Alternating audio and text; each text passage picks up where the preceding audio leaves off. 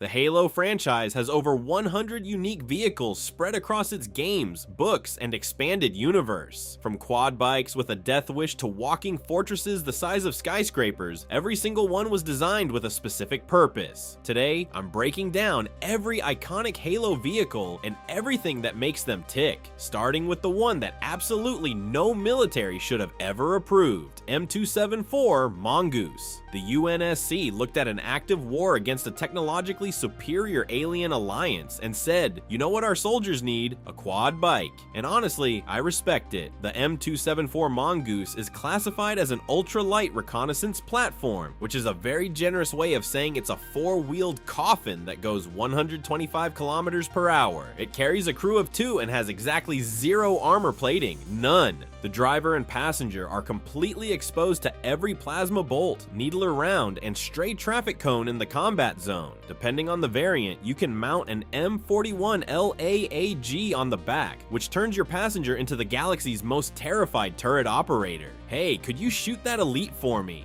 Also, hold on, I'm about to hit a pebble at 80 miles an hour and launch us both into the stratosphere. The Mongoose showed up in Halo 3 back in 2007, filling a role no other UNSC vehicle occupied. The high-risk, high-reward scout slot. Good drivers make it look like an art form. Everyone else makes it look like a blooper reel, but if you think an exposed quad bike is a questionable military decision, wait until you see what the Covenant built to counter it. Type 32 Ghost.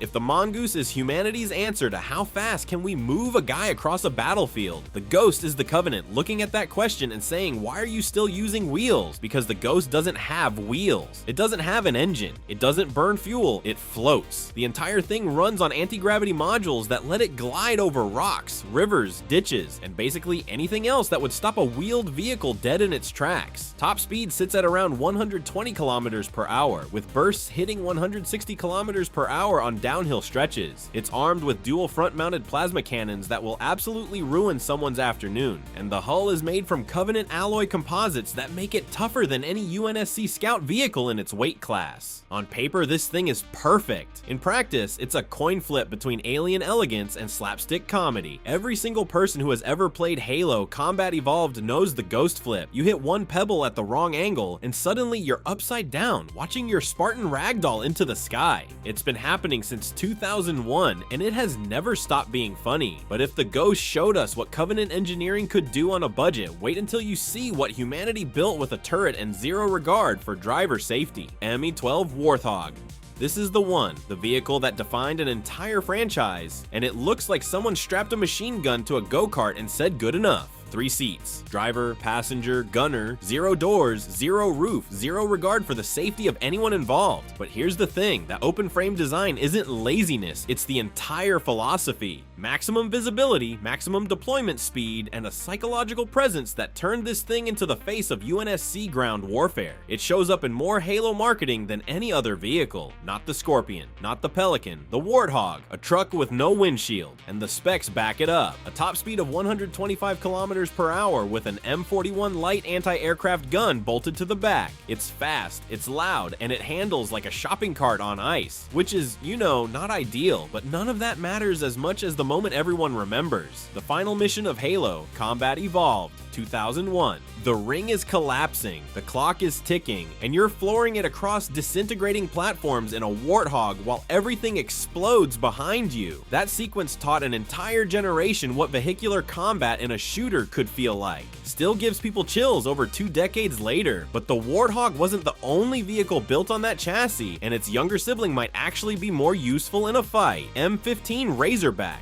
So the UNSC looked at the Warthog, a vehicle with 0 roof and the structural integrity of a shopping cart, and said, maybe we should stop getting people killed in this thing. Revolutionary thinking truly. The M15 Razorback is what happens when the military finally learns from its mistakes. It's a Warthog variant built on the M12B platform, and the philosophy is simple. Keep soldiers alive. It seats 4 instead of 3, has a reinforced roll cage, heavier armor plating, and weighs in noticeably heavier than the standard Warthog's roughly 3.25 metric tons. Top speed takes a hit too, which sounds manageable until you remember the Warthog only hits 125 kilometers per hour to begin with, shaving anything off that when something with plasma cannons is chasing you is not a trade most drivers want to make. Here's the thing, the Razorback represents a genuine philosophical shift in UNSC doctrine. After decades of war, someone in command finally decided that crew survivability should outrank going fast, which is, you know, not ideal for the people who love the Warthog's reckless energy, and the community is still split on it. Some players see it as a necessary evolution, others see a slower, heavier Warthog that exists purely because someone wanted a new vehicle for Halo Infinite. Both camps have a point, but if you think ground vehicles have identity crises, wait until the UNSC tries to figure out what a helicopter is supposed to look like 500 years from now.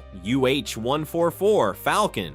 Now we leave the ground. The Falcon is a twin-rotor VTOL transport that carries 3 personnel, 1 pilot, and 2 door gunners, with dual M247H heavy machine guns mounted on external sponsons. It tops out at 296 kilometers per hour with a range of roughly 2,100 kilometers on internal fuel, and its vertical takeoff and landing capability means it doesn't need a secured landing zone. You can drop it into contested airspace where traditional aircraft would get shredded on approach. But here's the thing, the Falcon isn't just a spec sheet, it showed up in Halo Reach, and if you played that campaign, you know exactly what this vehicle means. Reach is a story about losing. You know from the first minute that Noble Team doesn't make it. The planet falls. Everyone dies. And yet the Falcon keeps showing up in those final missions as this stubborn, defiant lifeline. You're watching everything collapse around you, and this little twin-rotor transport is still flying sorties, still moving people, still fighting. The dual gunner setup meant your squad could deliver real firepower while evacuating survivors. Hope and a machine gun, basically. That contrast is what makes the Falcon stick with people years later. It's not the biggest vehicle, it's not the scariest, it's just the one that kept showing up when everything was already over. But if the Falcon gave you a crew to work with, the next vehicle strips all of that away and puts you in the sky completely alone. A V-49 Wasp.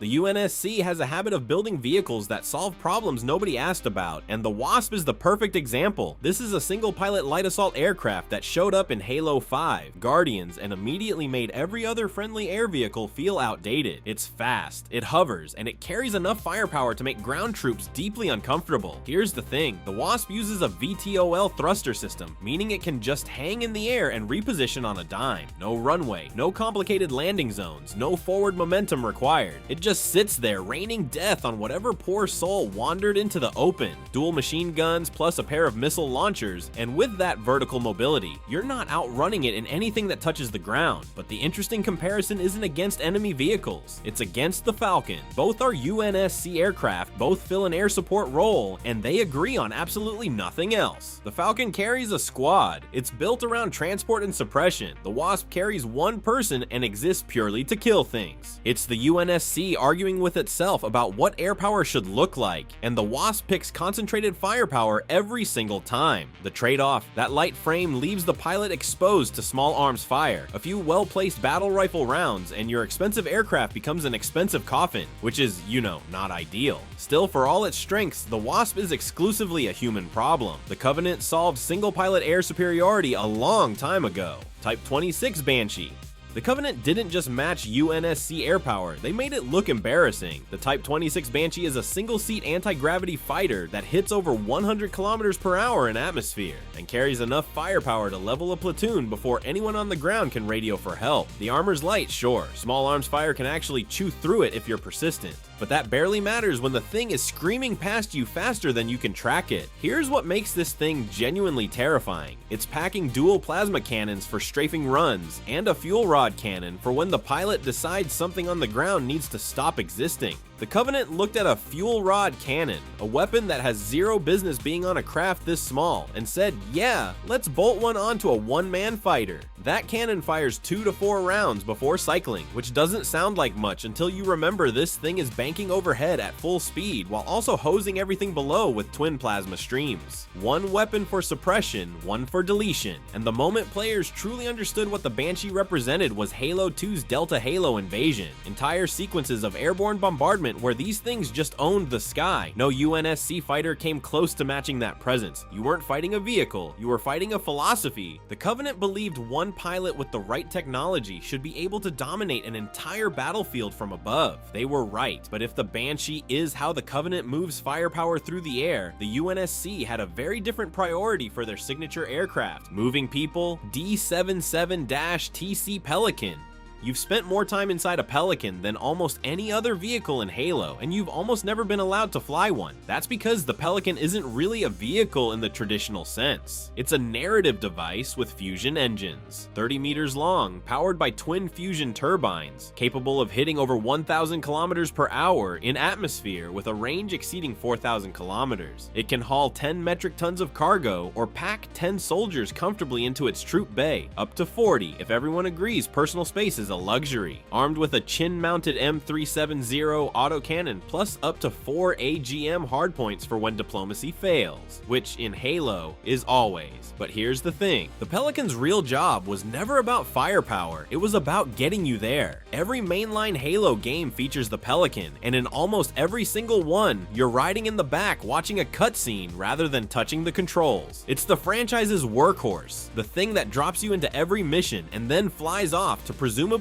crash somewhere dramatic. And speaking of crashing, the very first thing you experience in Halo Combat Evolved is a Pelican crash sequence. Before you fire a single shot, before you even understand what a Covenant is, you're watching Pelicans get torn apart during atmospheric insertion onto a giant alien ring. That established the entire franchise's sense of scale in about 40 seconds. First deployed during the Insurrection conflicts long before the Covenant showed up, the Pelican quietly became the backbone of UNSC logistics. Building a 30-meter dropship with fusion engines while your colonies are getting glassed takes a certain stubbornness, which is, you know, kind of humanity's whole thing. But if the Pelican is how humanity moves its soldiers, the Covenant had their own answer, and it could deploy troops without even bothering to land. Type 52, Phantom. If the Pelican is the UNSC's workhorse, the Phantom is what happens when the Covenant looked at that workhorse and said cute. But what if it didn't have to land? Because that's the thing about the Type 52 Phantom. It doesn't need a landing zone. It doesn't need a cleared perimeter. It doesn't need anything except a target. At roughly 35 meters long, the Phantom is actually smaller than the Pelican, but it carries more. We're talking 16 to 20 fully equipped combat troops with a payload capacity of 20,000 kilograms, more than double what the Pelican hauls. The armor plating is thicker despite the smaller frame, which tells you everything you need to know about Covenant material science. They're just building with better stuff. I don't know what to tell you, but the real difference is the gravity lift. The Phantom flies over a combat zone, opens the belly, and drops troops straight down through a focused gravity beam while maintaining full altitude and speed. No touchdown, no vulnerable landing window, just soldiers materializing on the ground like a very angry delivery service. The UNSC needs secured landing zones, air cover, and ground teams to prep a drop site. The Covenant just flies over and presses a button. That single technological gap means the Phantom can deploy forces literally anywhere, with dual plasma turrets providing suppressive fire the entire time. First showing up in Halo 2 back in 2004, the Phantom quickly became the defining image of Covenant aggression across the original trilogy, and as terrifying as it is watching troops rain from the sky, at least the Phantom can be outrun. The next vehicle on this list? You're not outrunning it, you're not outmaneuvering it, you're just hoping it shoots at someone else first. M808 Scorpion. This is the UNSC's answer to a question nobody asked nicely. 66,000 kilograms of titanium alloy composite plating, a 90mm smoothbore main cannon, a coaxial M247T machine gun, and a crew of 2 whose entire job description is make the ground shake. The M808 Scorpion is classified as a heavy main battle tank, and it earns that title by being roughly the weight of a small building that someone taught to drive at 65 kilometers per hour. But here's the thing that makes the Scorpion genuinely fascinating. That 90mm cannon. By Covenant standards, it's modest. The Covenant are out here slinging directed energy weapons that melt through starship hulls, and the UNSC showed up with what is essentially a very angry tube that launches high explosive rounds one at a time. That's not an oversight, that's a philosophy. UNSC tank doctrine doesn't try to out-energy the Covenant, it can't. Instead, the Scorpion prioritizes keeping its crew alive. The angled frontal glacis is designed for deflection geometry, not brute thickness. The armor composition is built to survive hits, not trade them. Every design choice says the same thing. We know we're outgunned. We're going to survive anyway. And it worked. First deployed during the insurrection and extensively upgraded by 2052, the Scorpion became the backbone of UNSC heavy ground operations. Those extended tank warfare sequences across Halo 3's Final Assault and Halo CE's iconic beachhead runs aren't just good gameplay, they're franchise-defining moments. The first time you rolled a Scorpion across that bridge, you understood exactly what Halo was about. An underdog with a really big gun, but if you think the Scorpion hits hard, wait until you see what the Covenant considers a fair response. Type 26 Wraith. If the Scorpion is a hammer, the Wraith is a catapult. Same job on paper, completely different philosophy in practice. Where the UNSC built a tank that rolls forward and punches you in the face, the Covenant built something that sits half a kilometer away and drops superheated plasma on your skull. And honestly, it's one of the most terrifying things in the franchise. The Wraith's primary weapon is a plasma mortar with a 70-degree maximum firing arc, launching projectiles that detonate on impact and turn everything in the blast radius into a very bad day. It takes a crew of 2 to operate, 1 pilot and 1 mortar operator, and the hull armor is superior to any comparable UNSC platform. Concentrated small arms fire barely scratches it. Indirect bombardment shrugs it off. This thing is built like a Covenant bank vault that someone strapped a cannon to. But here's the thing, the Wraith's top speed is 50 kilometers per hour. That's it. Despite anti-gravity propulsion and gravitational compensators, this vehicle moves like it's late for nothing, and that single weakness defines every encounter you've ever had with one. The mortar output is devastating, absolutely devastating, but the moment a Wraith needs to reposition, it's vulnerable. Pilots have to choose between applying firepower and staying alive, and that trade-off is what makes fighting a Wraith feel like a puzzle instead of a death sentence. Since its introduction in Halo Combat Evolved back in 2001, the Wraith became the signature Covenant heavy assault icon. Those standoff sequences across CE's canyon sections, the relentless mortar barrages in Halo 2 and 3, all of it taught players one critical lesson: patience and positioning beat raw power every time. But if you think a slow-moving mortar platform is intimidating, wait until the Covenant deploys something that makes the Wraith look like a toy. Type 47 Scarab.